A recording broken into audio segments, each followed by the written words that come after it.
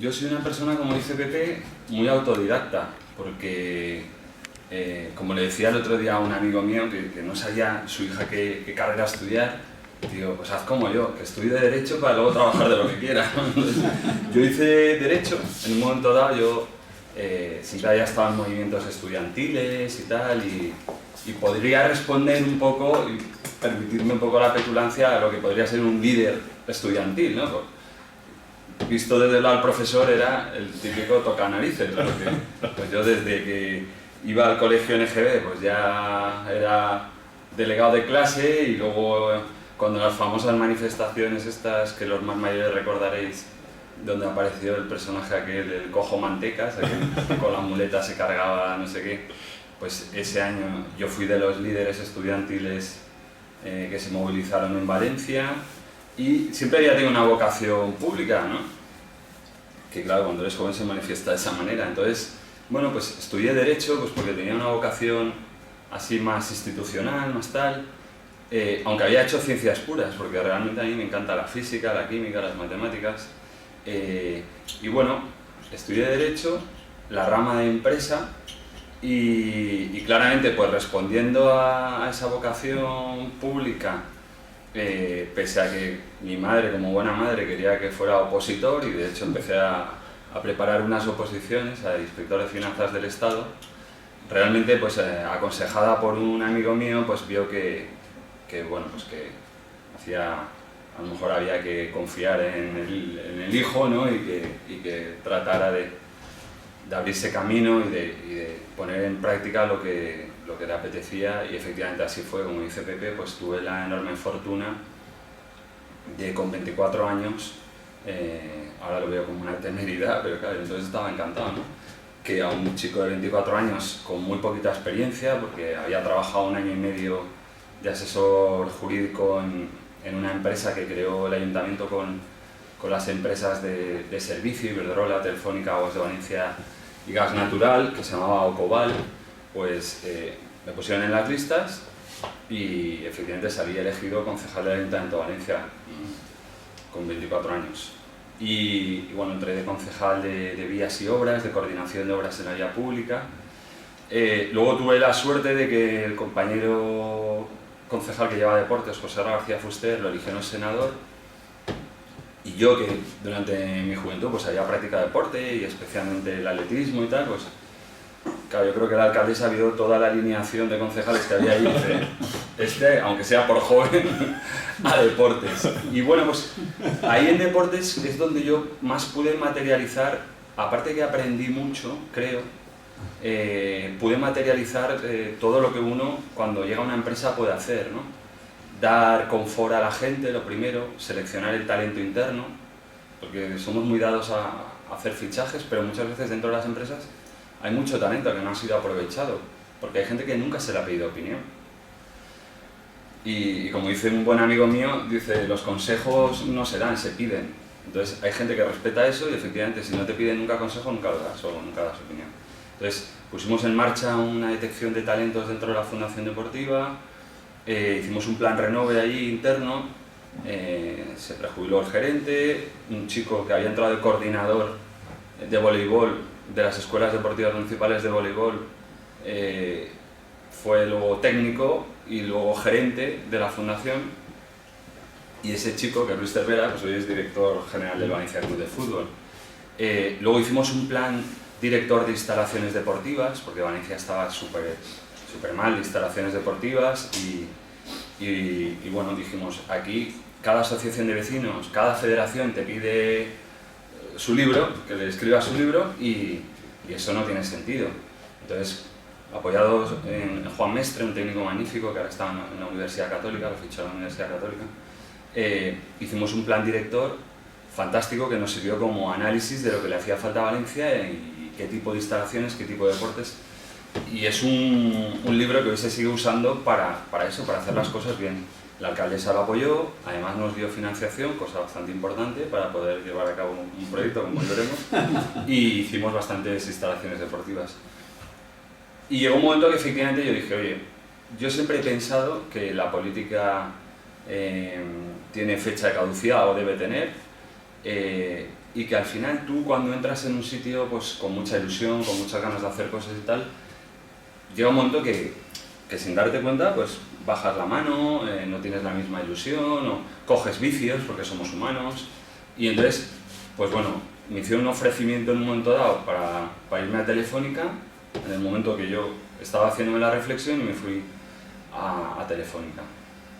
Lo que pasa es, como decía Pepe, pues en un momento dado Francisco Camps es elegido presidente de la Generalitat, había coincidido conmigo en el ayuntamiento de concejal y bueno, buscan para el Instituto Valenciano de Finanzas un perfil de una persona que venga del sector privado y que al mismo tiempo conozca el sector público y bueno, pues en el retrato robot, entre otros, pues salía yo, me lo ofrecen, como se hace estas cosas en política, un jueves para un viernes y bueno, pues hay siempre un componente ahí personal cuando has estado en política o cuando te lo pide un amigo y sobre todo, como antes decía, puede resultar muy petulante que te ofrezcan un alto cargo en la administración y tú decir que no. A mí me pareció no sé, me parecía una inmodestia, ¿no?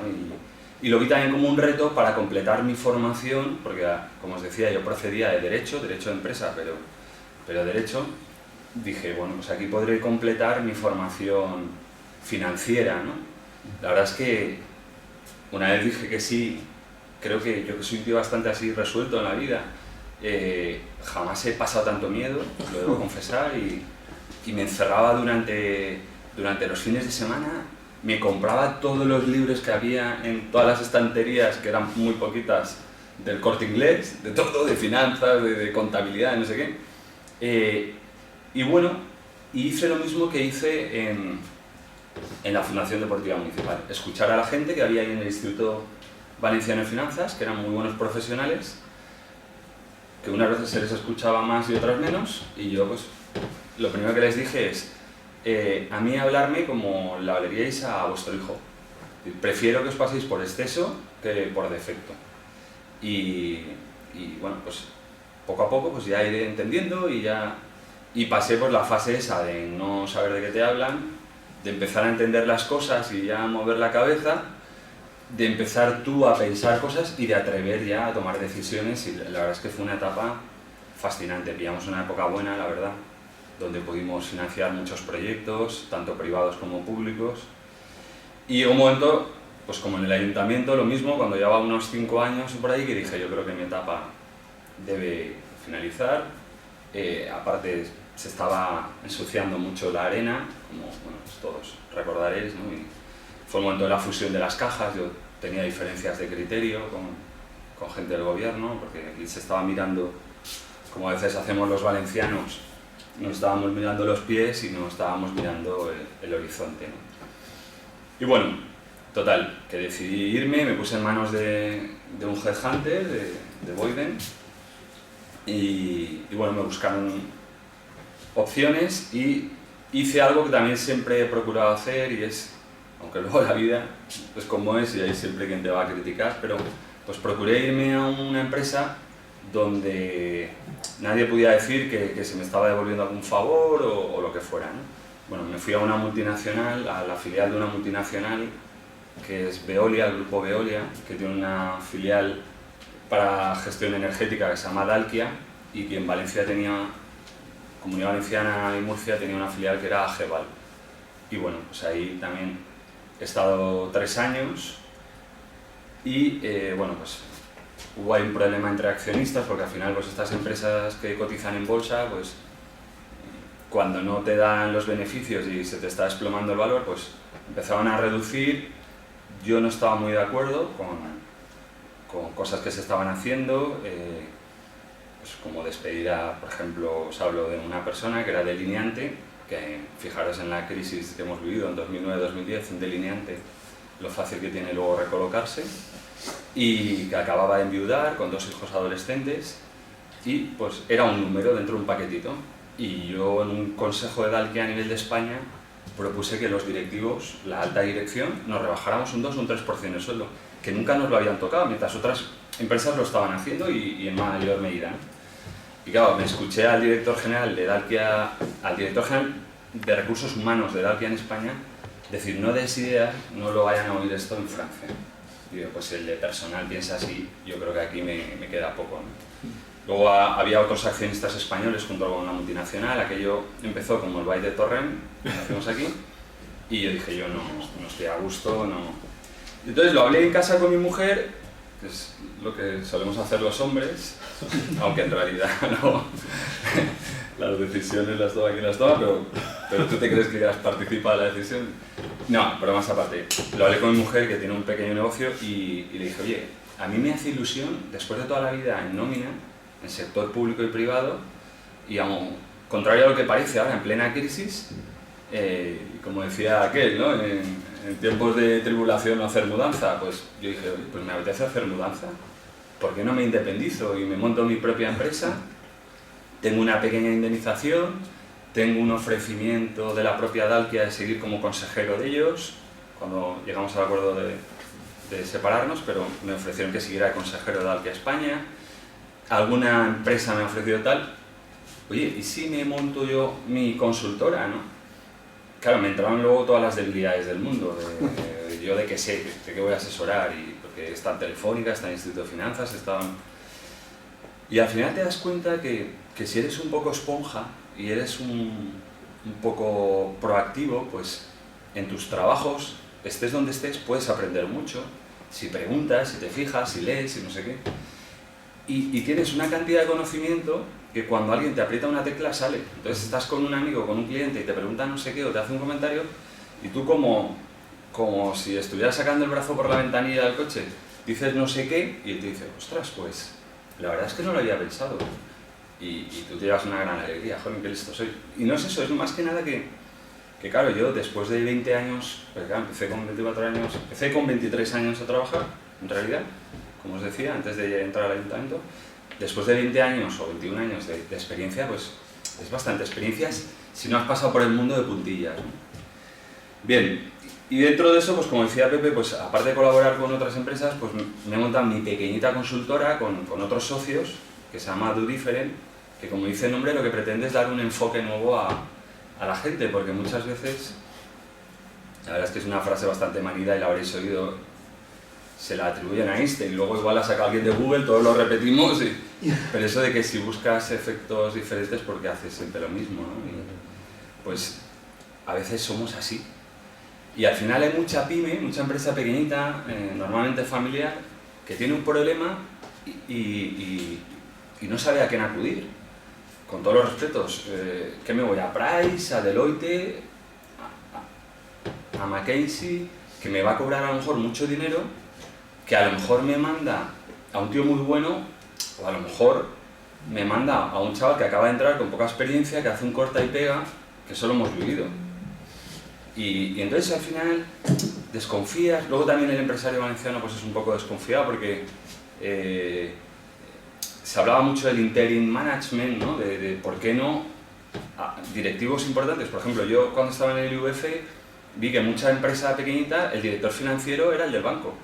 O sea, el tío del banco, con todos los respetos, que era el director o el interventor del banco, que era como una persona de confianza en la que empiezas un poco a apoyarte, a pedir consejo. Claro, tiene los conocimientos que tiene. Ese no puede ser el director financiero de una empresa que estás cortando y que pasan luego las cosas que pasan. Pero tú como empresa, pues no puedes fichar a un director financiero y pagarle 50.000 euros de hace 4 años, os hablo. A lo mejor ahora por eso tienes 3, desgraciadamente. Entonces, al final pues se hablaba de que las empresas compartieran un director financiero, un director de internacionalización, pero luego hay mucho celo con la información. Total, que creamos esta pequeña consultora, muy de ir por casa, con mucha humildad, y diciendo, oye, vamos a ir ofreciendo servicios con nuestra experiencia, servicios fraccionados y que mi sueldo me lo paguen entre varios. Si son de distinto sector, mejor, porque así confiarán más, no desconfiarán, como os decía.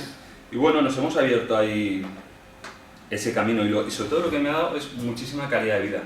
Yo llevo así 2 años y medio, tengo 3 hijos pequeños, el mayor tiene 6 años y medio, con lo cual estoy en una fase interesante, por decirlo de alguna manera. Mi mujer trabaja, como os decía, y yo ahora estoy aportando o puedo aportar más que podría aportar en otra situación, ¿no? O sea que gracias a Dios también se ha juntado todo en un momento adecuado, también porque hemos tomado decisiones con visión de familia, ¿no? Que yo creo que eso es importante. Y luego, como decía Pepe, yo tengo una ventaja y es que mi ego yo creo que ya está no más que satisfecho. O sea, es que con 24 años le di la mano al rey, a la reina, al príncipe, a Indurain, o sea, al Papa Juan Pablo II, cuando beatificó a los mártires valencianos, a Benedicto XVI, cuando vino Papa Benedicto XVI cuando vino a Valencia. O sea, claro, llega un momento que dices, es que yo lo he hecho ya todo en la vida, ¿no? Eso te da una libertad también, reconozco, para tomar tus propias decisiones, ¿no? Y que esa aspiración que todos tenemos de escalar en la empresa, no se sabe muy bien por qué, porque al final tienes menos tiempo, el dinero que tienes, normalmente, una parte de eso, para comprar tu libertad, tienes que dedicarlo a pagar una chica que luego cuide a tus hijos, o llevar mejor coche porque estás en un estatus de no sé qué. Yo tuve la suerte como San Pablo que me caí del caballo y estoy encantado de haberme dado un golpe y haber visto lo que quería hacer en la vida, yo creo que en un momento de oportunidades, ¿no? Bueno, todo el rollo. Salvedad bastante importante. La presentación que yo he hecho es de 6 diapositivas, 7 creo, y que es muy básica. Primero, hago una pequeña introducción, aunque no sea de finanzas o de financiación, pero que yo creo que es muy importante. Tengo una idea, ¿vale? Pero ¿quién dice que esa idea es viable? Normalmente el mercado. Nos guste más o nos guste menos, porque al final o somos una ONG o somos una empresa. Si queremos ser una empresa, esto va de ingresos y de gastos. Y al final restas y o está en rojo o está en negro el numerito de abajo. Entonces, ¿quién dice qué tal? El mercado. Yo recuerdo un libro que me leí al principio de la crisis de 2 profesores americanos que se llamaba el libro Crecer cuando los mercados no crecen, y decía que yo creo que es súper aplicable a la Comunidad Valenciana, a Cataluña, que somos en eso bastante parecidos, mucha pyme, mucha micropyme, tíos brillantes, empresarios brillantes que hacen desarrollos súper autodidactas, desarrollos industriales, piezas, no sé qué, y dices, vale, eso está muy bien, pero luego nadie te lo compra. Y el tío se cabrea porque dice, joder, pues es que yo fabrico fenomenal, no sé qué, esta pieza, este producto, pero al final tú tienes que hacer lo que el mercado esté demandando, porque si no, pasas a los museos, ¿no? Y es verdad, o sea, al final a veces somos muy tozudos, o una empresa no se acaba hundiendo porque lleva toda la vida haciendo figuritas de no sé qué, y resulta que la gente se ha cansado de comprar figuritas de no sé qué. Kodak, por ejemplo, por no hablar de empresas de aquí, yo recuerdo Kodak, que es de manual. Kodak era una empresa brutal, y cuando empezó a hablarse de la fotografía digital, los tíos dijeron, no, eso está muy bien, pero como la película, como el film, no hay nada. La gente, los buenos profesionales seguirán queriendo el film. Halo yo. Entonces, al final, has de tener esa flexibilidad y esa humildad para saber que, al mismo tiempo, humildad y como los indios, poner la oreja en el suelo, porque tienes que ver por dónde va el mercado, y el mercado al final somos nosotros. Cuando hablamos de mercado somos los que estamos aquí. Tenemos gustos, tenemos tendencias. Se puede también, es verdad, a veces crear mercado. Eso ya es la pera. O sea, los tíos que crean mercado, esos son los cracks. Pero normalmente vamos por detrás del mercado. Lo que no podemos es ir contra el mercado, ¿no? Pues eso hay gente que lo hace. Entonces, clave, tengo una idea, tengo al equipo adecuado, se me olvidaba, para llevar esa idea adelante, porque también ocurre muchas veces, yo lo he visto, nosotros en el IUF creamos 2 fondos de capital riesgo, uno de emprendedores y otro de empresas ya en desarrollo, ¿no? Y luego al final colaboramos con un fondo, Angels Capital, que creó Juan Roch, que puso 15 millones, nosotros pusimos 3, porque Juan Roch, ahora luego ha seguido con el proyecto Lanzadera, etc. Se hizo una reflexión, dijo, yo me gustaría que igual que cuando yo empecé nadie me ayudaba, pues ahora que yo he tenido éxito en la vida y he ganado mucho dinero, o estoy ganando mucho dinero, poder ayudar a esos emprendedores que como yo en su día no tuvieron ese apoyo. Creo es ese fondo Angels Capital. Entonces, ¿qué nos ocurría? Que venía una persona con una idea magnífica, generalmente el Politécnico, por cómo está enfocada esa universidad, más hacia el mercado que otras universidades. No porque haya más talento, yo creo que debe haber en todas, pero el Politécnico lo tiene muy claro y venía un tío con una idea.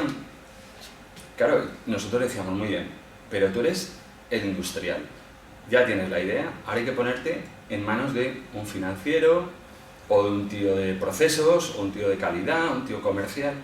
Claro, te guardas la idea con un celo ahí bajo llave, no, esto lo hago yo, ¿no? Oye, zapatero a tus zapatos, tú eres un tío crack en telecomunicaciones o en estructuras o no sé qué y has tenido una idea, ¿vale? Pero ahora júntate con gente, haz equipo y eso a veces nos cuesta mucho y esa es una de las primeras causas por las que ideas brillantes van al cajón o a la basura, desgraciadamente, ¿no? Y luego finalmente, vale, ya tengo todo eso, ¿quién financia esto? Bueno, pues, como decían cuando yo estaba en el IUF venía mucho consultor y fue una época que es muy gracioso porque en un país que casi nadie hablamos inglés hay gente que le encanta usar palabras inglesas, ¿no? Porque te da como un plus ahí. Yo me reía y mis colaboradores a veces me decían, es que les estás tomando el pelo y ya, pero ¿y lo divertido que es? Porque el chico se la ha pasado bien, venía un tío del Banco Santander de estos impecables con sus gemelos, la corbata, todo no sé qué. Decía 2 palabras ahí en inglés y yo, ¿puedes repetir? Es que no, eso no sé lo que es. Y el al lado mío se meaba de risa. Pero es que hay gente que es así, bueno. Había una expresión que se usaba mucho que era las 3 Fs, igual la habéis oído. Es decir, cuando uno emprende, normalmente a la hora de financiar el proyecto suele haber 3 Fs que son Family, Friends and Fools. O sea, la familia, los amigos y los locos. Y a veces, pocas veces, con eso es suficiente. Normalmente dejas a la familia, a los amigos y a los locos sin dinero y se queda aquello en semilla o en startup. Entonces es muy importante ser realista y decir, oye, ¿cuánto va a costar lanzar esto y con qué financiación cuento, ¿no? Ahora desarrollaremos un poquito. Lo segundo, necesidades para llevar a cabo mi idea. Por ahí voy a pasar más de puntillas porque es como muy de manual y también depende de cada empresa. Y lo tercero, cómo hacer viable la empresa, el plan financiero, que básicamente gira en torno al capital y la deuda. Es decir, cuánto tengo y qué credibilidad tengo para que me presten.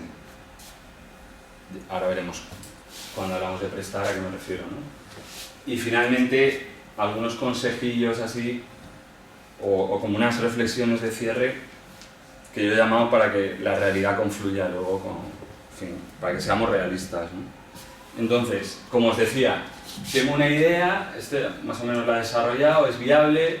¿Quién lo dice? ¿El mercado o lo digo yo? Tengo el equipo. Entonces, ¿qué es importante? Pues hombre, hay gente que es muy emprendedora y hay gente que descubre cosas por casualidad. ¿Por qué? Porque detecta un fallo de mercado. A veces te crees que está todo inventado. No sé, por ejemplo, un cliente que me vino a mí de Jerez, que yo luego decía, joder, macho, cuando crees que está todo inventado, que estos desarrollan nichos para, no nichos de mercado, sino nichos de cementerio prefabricados, además con una versatilidad, con unas patentes, con cambios de colores, de texturas, ad hoc, que te permiten cualquier cementerio parroquial, pequeñito del pueblo, llegar ahí in situ, hacerlo con procesos mucho más rápidos, menos mano de obra, por tanto menos coste. Bueno, cuando crees que ya está todo inventado, pues, o como un cliente que nosotros tuvimos en el IUF, que era una granja de vacas, que luego yo en alguna charla que daba la ponía de ejemplo, es decir, una granja de vacas, las vacas dan leche, como la canción de los niños, y dices, ya, pero es que dentro de eso tan sencillo como que las vacas den leche, se puede innovar. Entonces, estos habían viajado, habían observado, tal, les faltaba la financiación, pero tenían la idea y efectivamente hicieron una granja de alto rendimiento donde las vacas llevaban un podómetro, como los corredores casi, donde se sabía el ejercicio que hacían las vacas, si tenían fiebre, bueno, lo que os podáis imaginar. Luego, de la leche de la vaca se sacaba el calostro, se hacía una especie de batido, que estos lo llamaban el colacao, para que los terneritos tomaran la mejor leche, con las mejores proteínas, con tal. Con lo cual, luego además, habían estudiado que la granja que la tenían en Quart de Poblet, si la llevaban al interior, pues las vacas tenían menos estrés y por tanto producían un 15 o un 20% más de leche al año, que eso eran miles de litros, miles de litros en esa granja, ¿no? Entonces, que al final puedes innovar donde menos te lo esperas, porque normalmente vamos por raíles, ¿no? Como el tren y a macha martillo, pero siempre hay gente en la empresa, por eso os decía que es muy importante escuchar y pedir consejo, porque siempre hay gente en la empresa con talento, con visión, pero que no se atreve a opinar o que nadie le pide opinión, y se puede innovar, y de la innovación ya sabéis que a veces sale una mejora, o a veces sale, vuelvo a la palabra en inglés, el spin-off, ¿no? Que llaman, el crear una nueva empresa. O sea, de una innovación tú puedes crear una empresa totalmente diferente. Entonces, luego el equipo, lo que os decía, es muy importante tener la modestia, la humildad de decir, oye, yo soy muy bueno en lo mío, pero para que esto salga adelante tengo que formar un equipo multidisciplinar. Y al final, pues aquí hace falta distintas tareas y yo no las sé desarrollar todas. Y ese es uno de los errores que cometen muchas veces los emprendedores, por celo, ¿no? O dar cabida a un socio, luego lo veremos. Porque al final parece que pierdes la propiedad, ¿no? Oiga, no, usted no pierde la propiedad. ¿Usted tiene el dinero? No. Pues si quiere que alguien ponga el dinero, querrá participar en las decisiones, y eso también a veces pasa. Es que yo en el consejo de administración de mi empresa, un tío de fuera que ha puesto su dinero, tendrá que opinar. Que por qué te has comprado un Jaguar este año con la cuenta de resultados de la empresa. Claro, o porque la chica de casa la paga la empresa, ¿no? Y déjale que opine al menos, ¿no? Y eso pasa, es que estos ejemplos son de manual. Luego, el plan de negocio. Frase típica. La Excel lo soporta todo. Somos súper optimistas. Somos por naturaleza. Y eso es bueno, porque quiere decir que tienes ilusión en un proyecto. Yo, como me he hecho emprendedor, aparte de tener una oficinilla, normalmente mi oficina suele ser la casa del cliente, el Starbucks de la calle La Paz, el Café Bahía de no sé qué, o sea, entonces, ¿por qué? Porque me gusta mucho observar y tal, y no sé si os fijáis, negocios que hay en el centro de Valencia, que teóricamente es zona prime, que dices, ¿no? Zona tal, y que a veces pasas por ahí y dices, le doy 6 meses. Y te equivocas en un mes, en 2, porque es que, pues eso, la gente lo hace con mucha ilusión, pero primero, espero que nadie de esta sala sea, pero en la calle La Paz habría un negocio que vendían polos. ¿Tú sabes la de polos que tienes que vender para pagar ese alquiler? Claro, el tío decía, no, es que vendo polos de todos los sabores, ¿no? Sí, genial, y les puedes poner música, y cuando apretas el palo, que suena el himno de España mientras te comas un polo rojo, amarillo y rojo. Pero, ¿has pensado si la gente, no sé, y has pensado cuántos polos tienes que vender para pagar el alquiler, que a lo mejor estás pagando ahí 3.000 euros, solo por abrir la persiana, los 3.000 euros, tú, en fin, tú igual no cobras, pero la persona que tienes contigo le tendrás que pagar, y somos muy poco realistas. Entonces, yo aconsejé a un primo mío que quería montar un negocio en la calle de Paz y menos mal que no lo montó. Y lo ha montado en Gandía y le está yendo muy bien, ¿no? Porque al final buscó la calle mayor de Gandía, tal. Es que hay mundo más allá de Valencia, ¿no?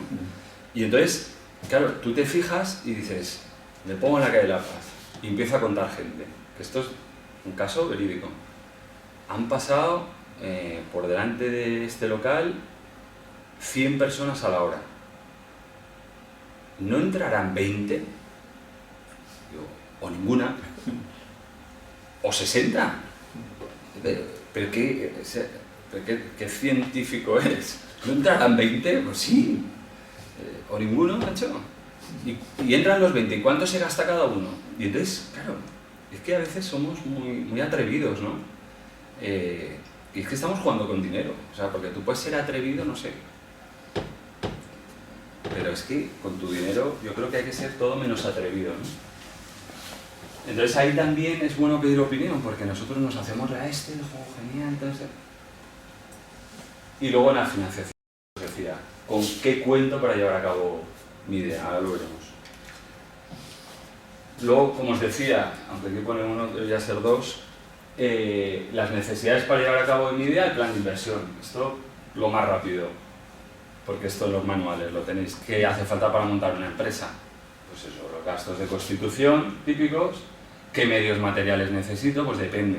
Es que esto es tan amplio, depende a qué me vaya a dedicar y de qué sea la empresa. Desde una planta baja en la calle La Paz y muebles industriales para hacer una cocina o tal, si es una cafetería, o a una nave en alquiler, en un polígono lo más barato posible y una máquina de no sé qué para producir tal, ¿no? Típico. Existencias y tesorería. ¿Qué es de aquí para mí lo más importante? Pues en línea con lo que os decía de la lo soporta todo, ser muy flexible y ser muy previsor. Porque al final nadie te garantiza que vas a alcanzar el punto de equilibrio, en primer lugar, ni cuándo lo vas a alcanzar. Entonces, además, estos últimos años, bueno, estos últimos no, pues la burbuja inmobiliaria nos hizo mucho daño. Yo creo que ahora la crisis nos está poniendo en el sitio. Pero la burbuja inmobiliaria nos hizo mucho daño porque todos pensábamos que los negocios eran a 2, a 1,5 o a 3 años. Porque claro, efectivamente tú comprabas un piso sobre plano y cuando te lo entregaban valía un 15, un 20 o un 100% más. Entonces nos creíamos que la vida era así. De hecho yo viví como empresas, por ejemplo, del sector textil, en Onteniente, en Alcoy, punteras. Cuando estaba viniendo el fenómeno China, no lo quisieron ver o no le prestaban atención porque estaban más pensando en el PAI que estaban desarrollando allí, en construir, en ganar dinero, y cuando aquello se acabó y encima les dejó enganchado el último PAI, cuando volvieron a dedicarse a su empresa, pues ya les habían comido la tostada, porque tú eras mucho más caro produciendo, porque... Entonces, hay que ser muy, muy realista y decir, ¿cuándo voy a alcanzar el punto de equilibrio? Y entonces, no ir justito, porque como le pasaba ayer a una amiga mía, que han desarrollado un producto muy bueno, que el mercado lo va a demandar, o lo está demandando ya, porque además hay una directiva europea que obliga a ello, que hay muy pocos productores de eso en España y que ya lo tienen homologado, se han quedado sin dinero. Empezaron a buscar un socio. Claro, cuando empiezas a buscar un socio y se te ve en la cara, estoy tieso, porque normalmente se te ve, porque te pones nervioso y tal, ahora están ya queriendo vender por la deuda. Ostras, pero si es que estáis ya en la orilla, o sea, habéis llegado a la orilla y os vais a ahogar. Ya, pero es que si no, los bancos nos van a embargar a los socios, porque hemos firmado solidariamente, ¿no? Cosa que a la mayoría de los promotores inmobiliarios no les pasaba porque nunca firmaban. No sé cómo lo hacían, que siempre, o al famoso Fernando Martín que con una empresa así pequeñita como Martinsa compró una empresa así de grande como Fadesa, con la única garantía de las propias acciones de la empresa que compraba. Y los bancos le prestaron 1.200 o 1.500 millones. Bueno, pues ese nunca, su patrimonio se verá. Pero vosotros cuando montéis una empresa, estad tranquilos que vuestro patrimonio va a estar en primera línea de fuego, ¿no? Esto es así. Entonces, pues eso, ser muy realistas, tratar de tener recursos excedentes o por lo menos pensar que el punto de equilibrio no va a llegar hasta el tercer año. Y si llega antes, oye, fenomenal, fenomenal, amortizar luego antes el préstamo, pero tratar de ir un poco sobrados. La clave, el plan financiero. ¿Cómo hacer una empresa viable? Pues lo que os estaba diciendo. Hay que tratar de ir un poquito sobrados. Para ello, ¿con qué dinero cuento? Bueno, antes os decía, veo mucho local que se cierra, qué tal, y me da mucha pena porque hay mucha persona que la han despedido ahora, o que se ha prejubilado, que tiene unos ahorros, una indemnización, con toda la ilusión del mundo lo ha metido en un negocio, y por no haberlo estudiado adecuadamente y haber sido intuitivo el tema, pues ha perdido esa indemnización y esos ahorros y encima pidió un crédito y encima ahora tiene que devolverlo, ¿no? Entonces, eso a mí me da mucha pena. Hay que hacer las cosas bien, hay que estudiarlas bien y aunque tardes más tiempo en abrir el negocio, vive de esos ahorros, aunque los consumas, pero tarda más en poner el negocio en marcha, estúdialo bien. Capital. El capital puede ser nuestro o nos lo pueden prestar, lo que antes os decía. Al final en la estructura de financiación de un proyecto va a haber una parte de capital, que es lo que arriesgan los socios, lo que ponen los socios, y una parte de deuda, que te van a prestar otros. En el capital está desde la empresa que antes os decía, que yo tengo la idea, yo lo pongo en marcha y soy el amo, expresión muy valenciana, soy el amo, aquí manillo, y el 100% del riesgo es mío, y el dinero y las decisiones, y por tanto soy beneficio todo para mí. Eso, para determinadas etapas está muy bien, pero luego yo he visto, por ejemplo, en esta comunidad mucha empresa que desgraciadamente no ha crecido más, no ha salido más, por falta de esa visión internacional, cosmopolita, por falta de humildad, de eso de yo voy a abrir el capital de mi empresa a un fondo de capital riesgo, o a un amigo o a un conocido, porque, claro, como necesito dinero, pues pone dinero y quiere participación, ¿vale? Pero además de participación, quiere vigilar su dinero cómo se está administrando y quiere opinar, porque a lo mejor es que es bueno que opine porque tiene criterio, pero eso no suele gustar en esta comunidad. Normalmente a la empresa no le suele gustar. Entonces, yo creo que esa humildad te da luego grandes réditos, porque al final, oye, no eres el oráculo de Delfos normalmente. Hay cracks, pero no todos son cracks, entonces tener una segunda opinión, Dentro de la gente que pone capital, pues en función de las cuantías y en función de las fases de los proyectos, pues está, por ejemplo, el Business Angel, el capital riesgo. El Business Angel responde a empresas a proyectos más tempranos, fases más tempranas, capital semilla, ¿no? Seed capital, que dicen los ingleses. Y luego capital riesgo, normalmente hablamos ya de más dinero, fases más maduras, pero más maduras no quiere decir que ya estemos hablando de una empresa de 10 años, que ya no sé qué, sino a veces lo que os decía, cuando se ha acabado la fase del capital semilla o del Business Angel, cuando estás a punto de ver la luz, el capital semilla dice, oye, yo ya he estado 5, 6, 7 años, que es lo que me dicen mis estatutos, yo no puedo meter más dinero, y claro, es una pena, ¿no? Porque entonces ahí entra el capital riesgo, recoge eso, o muchas veces, como os decía, se cae ahí el proyecto, desgraciadamente, ¿no? Ahora se habla bastante del crowdfunding, no solo porque hayan financiado el Congreso de Podemos, sino porque hay gente que utiliza el crowdfunding. Por ejemplo, uno de los proyectos en los que yo he colaborado hace un año y pico fue en producir una película, usando crowdfunding en parte. Usamos el crowdfunding por dos motivos. Uno, porque hacía falta un poco de dinero para acabar el proyecto, y dos, porque nos dio mucha visibilidad. Como no había presupuesto, a través del crowdfunding, como fue de las primeras películas que se financió con crowdfunding, eso dio mucha publicidad gratuita. Y eso pues está muy bien, ¿no? Que hablen de ti sin pagar y encima hablan bien. Esta película se llama Stockholm, le hicieron varios chavales jóvenes, alguno valenciano, que había estudiado comunicación audiovisual, que luego se fue a la ECAM, a la Escuela de Cine de Madrid, se juntaron 4 de la misma promoción, uno ha hecho director, otro es realizador, otro guionista, tal, y lo que han hecho es aportar su trabajo y capitalizarlo. No ha cobrado nadie, bueno, no cobraba nadie en los inicios, luego es una película que tiene un actor y una actriz principal, no hacía falta grandes historias, y la película ha salido muy bien,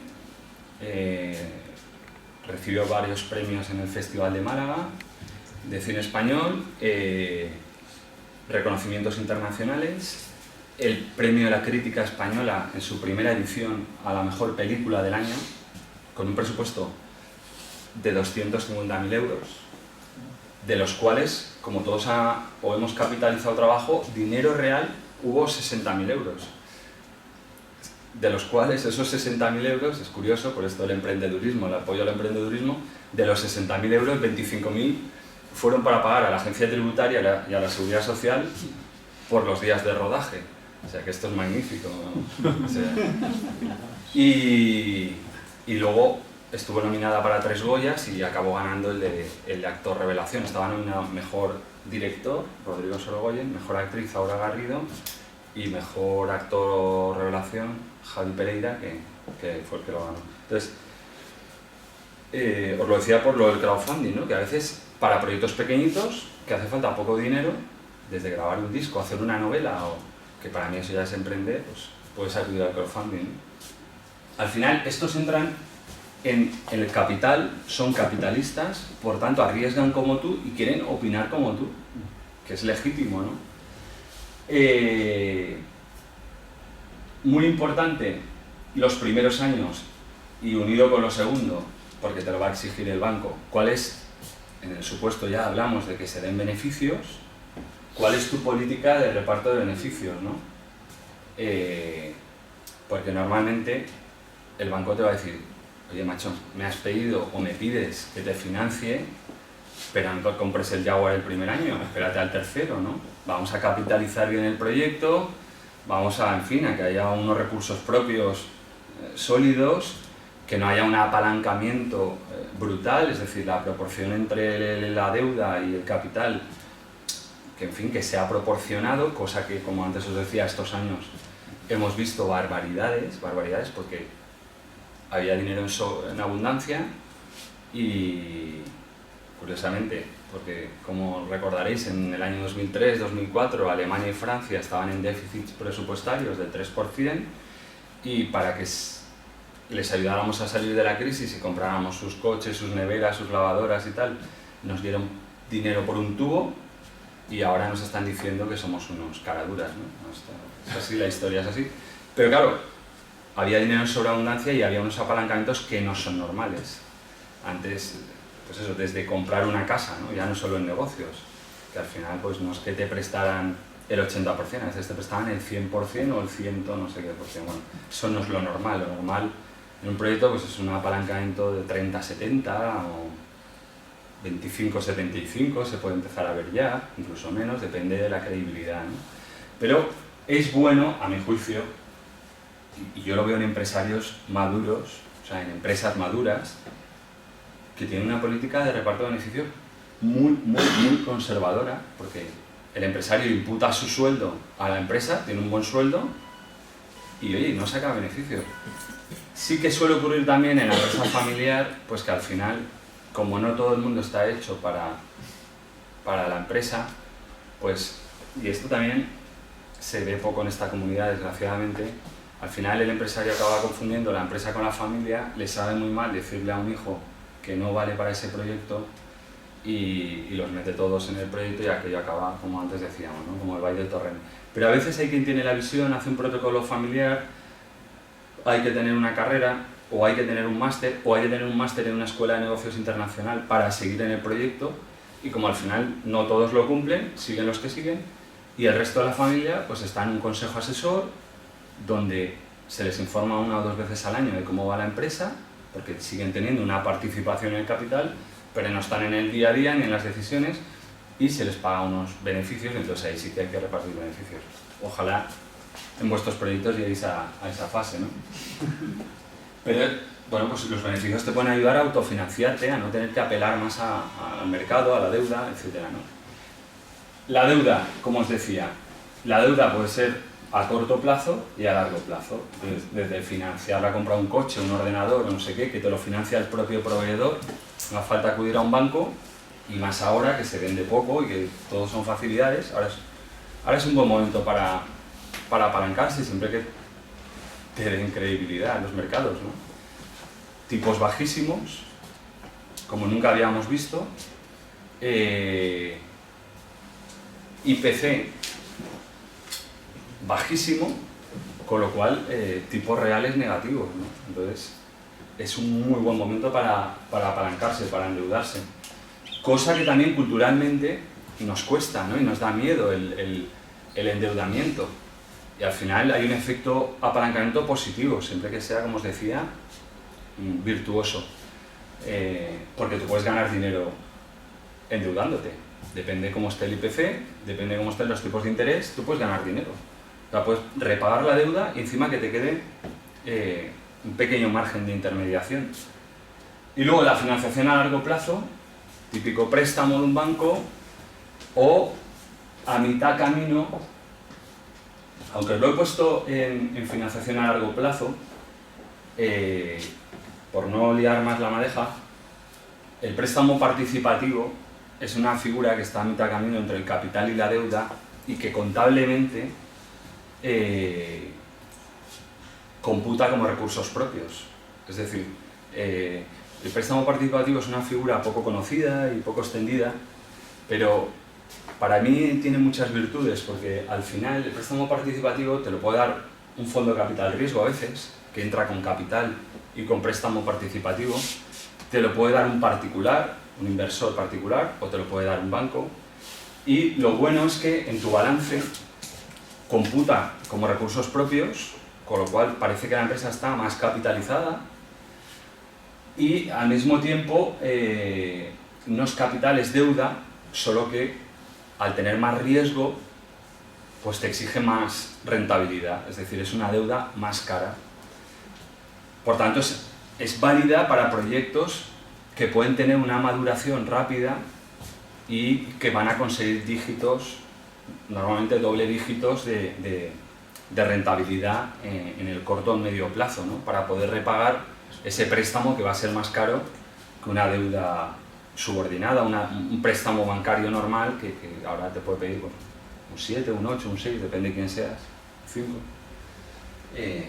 Y luego ya el mercado de capitales, cuando ya estamos en un proyecto más grande, tampoco tiene por qué ser más grande. Lo que pasa es que si seguís un poco la prensa económica, pues hemos tenido experiencias bastante negativas con un experimento que hizo la Comisión del Mercado de Valores, que es el MAB, el Mercado Alternativo Bursátil, que aunque se lanzó con muy buenas intenciones, como solemos hacer la mayoría de las cosas, pues no se ejecutó la idea adecuadamente, con los controles adecuados, y entonces algo que pretendía que accedieran más empresas, como por ejemplo en el mercado anglosajón, que es muy natural, a los mercados de capitales a buscar financiación en la bolsa. O sea, cuando hablamos de mercado de capitales, fundamentalmente es la bolsa, ¿no? En abstracto.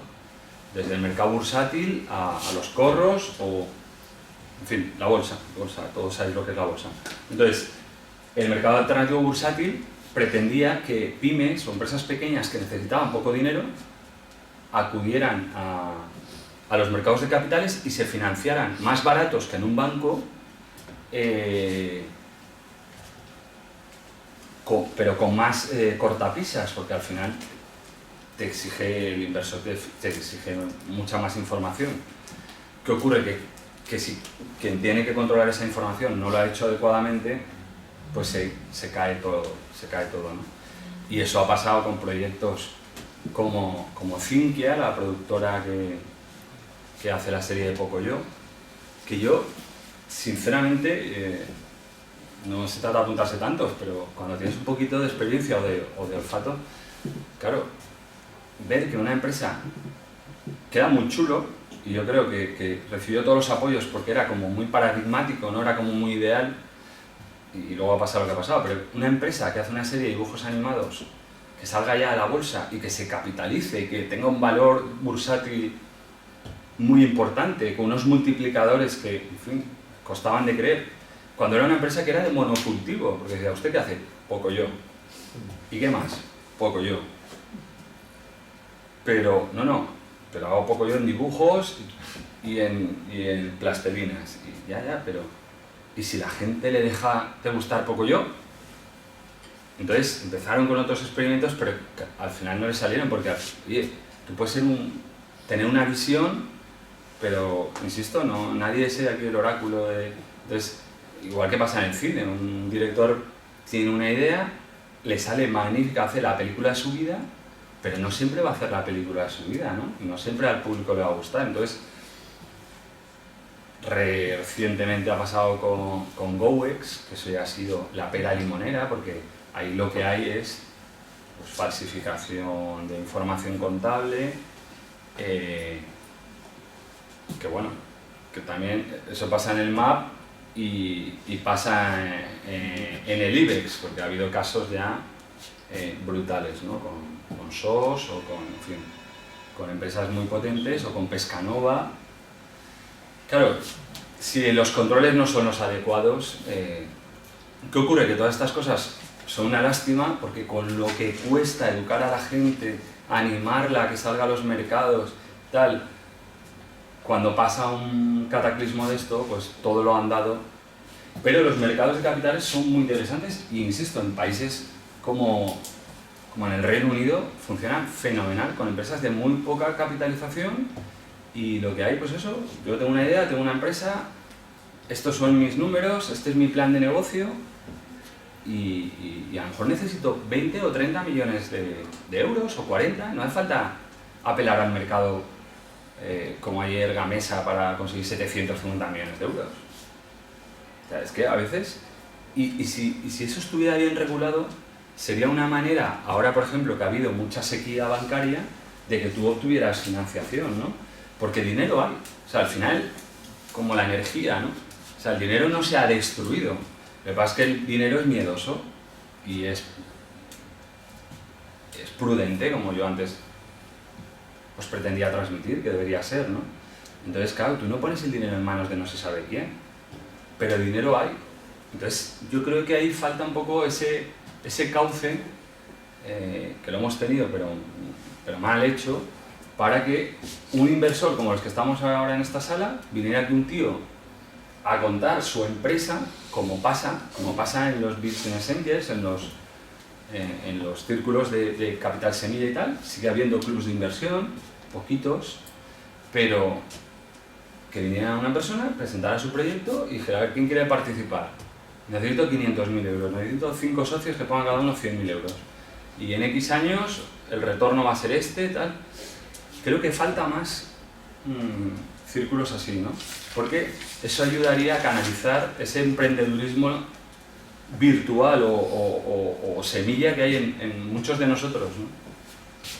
Pero bueno, así rápidamente eso sería un poco cómo financiar un proyecto.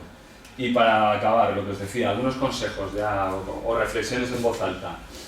Lo que antes os decía, hay que marcarse horizontes prudentes y realistas, no morir de éxito, es una pena arruinarte siempre, pero sobre todo cuando tienes algo bueno, cuando tienes un proyecto chulo, que el mercado lo está demandando, que hay pocos que lo están produciendo,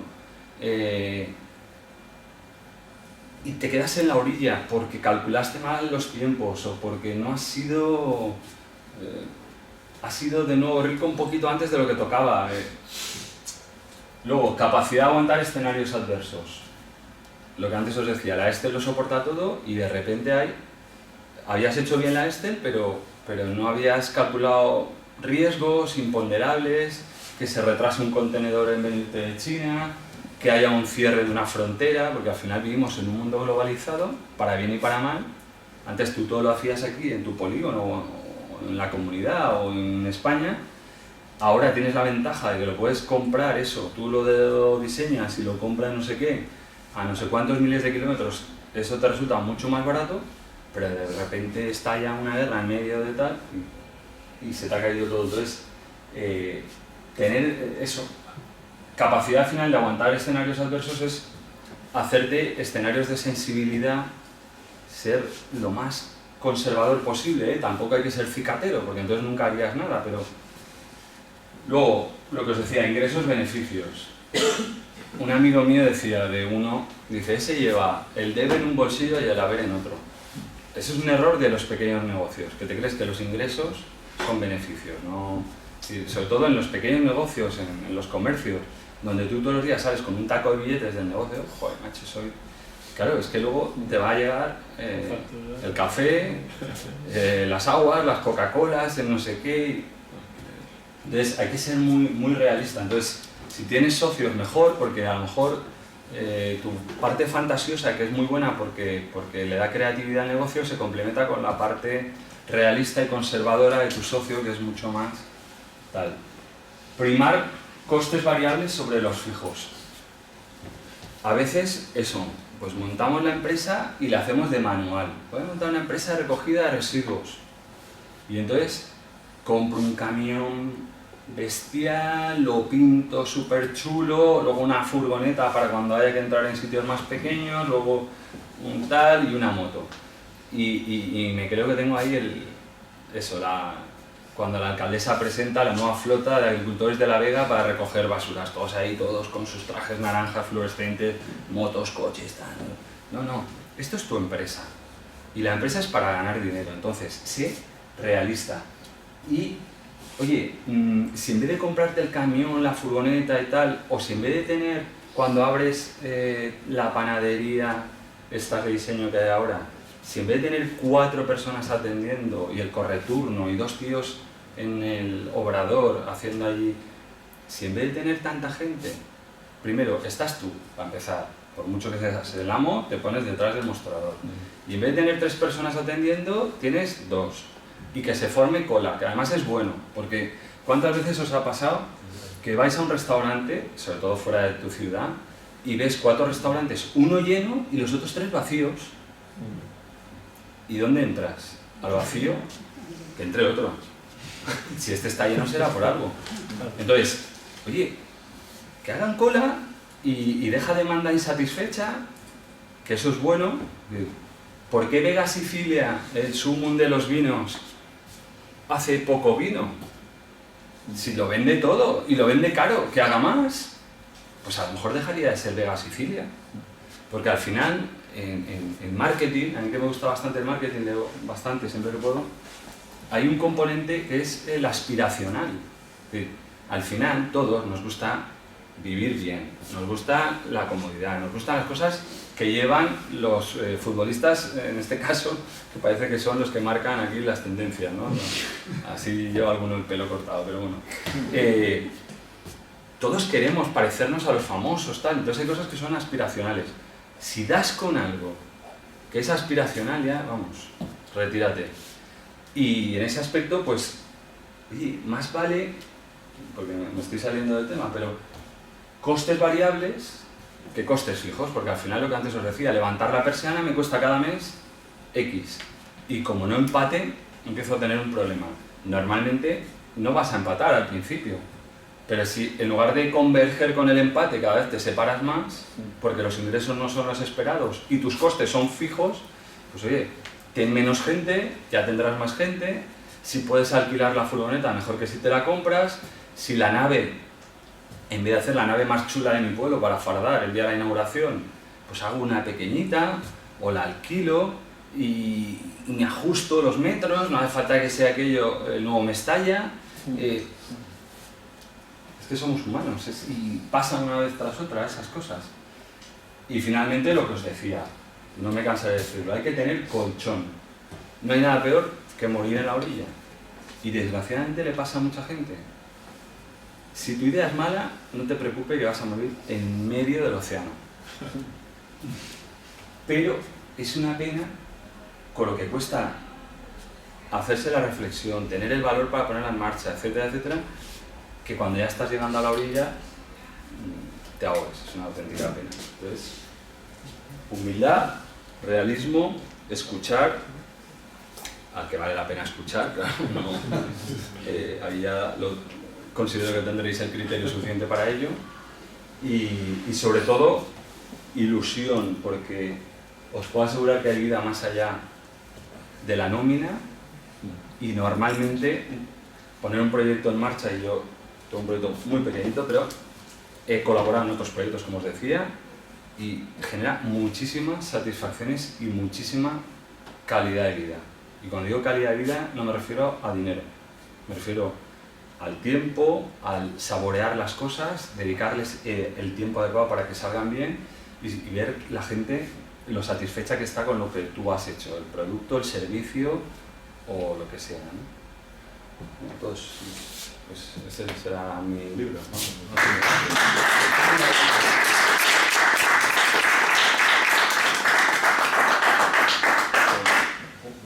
Me casca una hora, ¿no? Muy bien, muy bien.